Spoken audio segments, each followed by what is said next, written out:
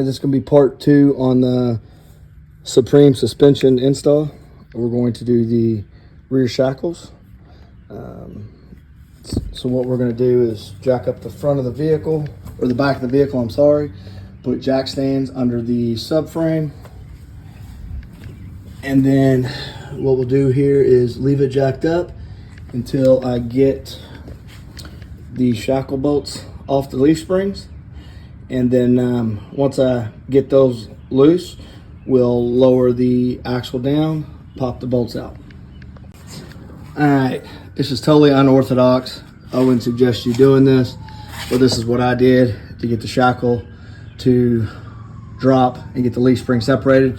This bolt right here, which is over there, the only way that thing's coming out, because the nut is welded to the frame on the inside, right?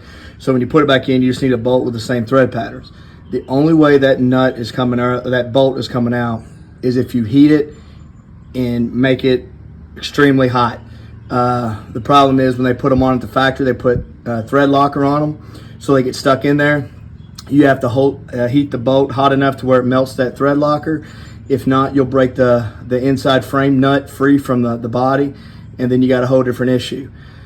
So got that out, got that squared away, the nut's still intact.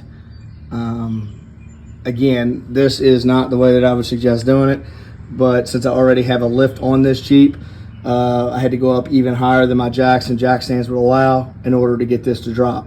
So we'll see what happens. It'll go from there, and then check your leaf spring bushings, make sure they're all good to go. Obviously mine's a little warm, but we're gonna roll with it, and we're gonna start getting this put back together now.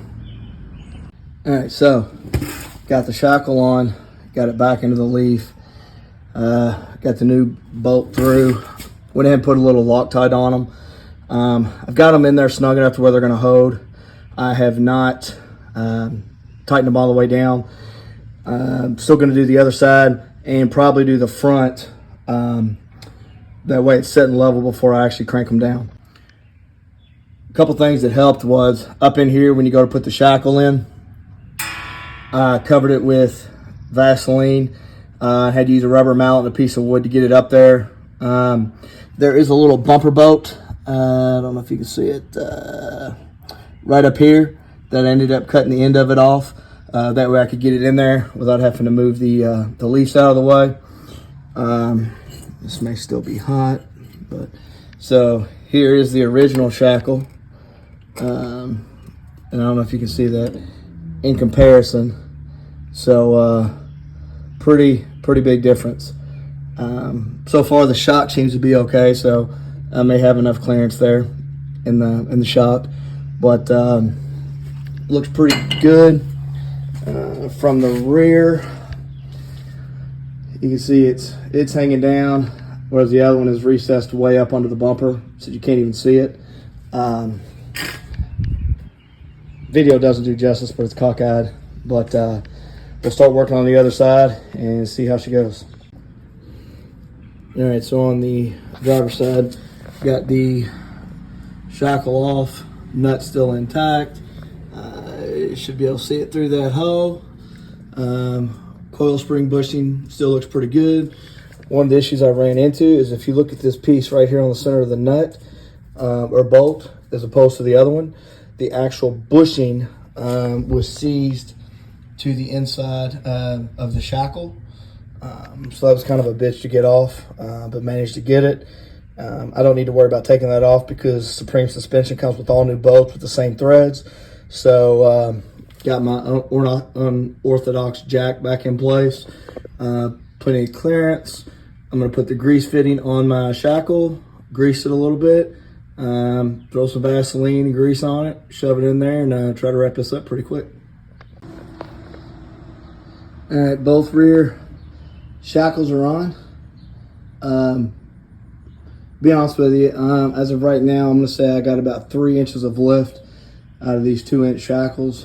Of course, it's got to settle, get used to it, what have you. Still have not tightened them all the way, but did get them secure. Jeep is now sitting level. So it looks great. Like I said, the only issue was that very top bolt, you have to heat it up or it's not going to work. There's a little bit of remnants of where I put Vaseline on some stuff just to get it to slide together better. Super quality, got enough shock clearance. My exhaust vent for my differential still good, so everything should be good as of right now. And super happy, super easy process. Stay tuned, and then I will put part 3 on, which will be the front, which is going to be a whole nother issue. Thanks.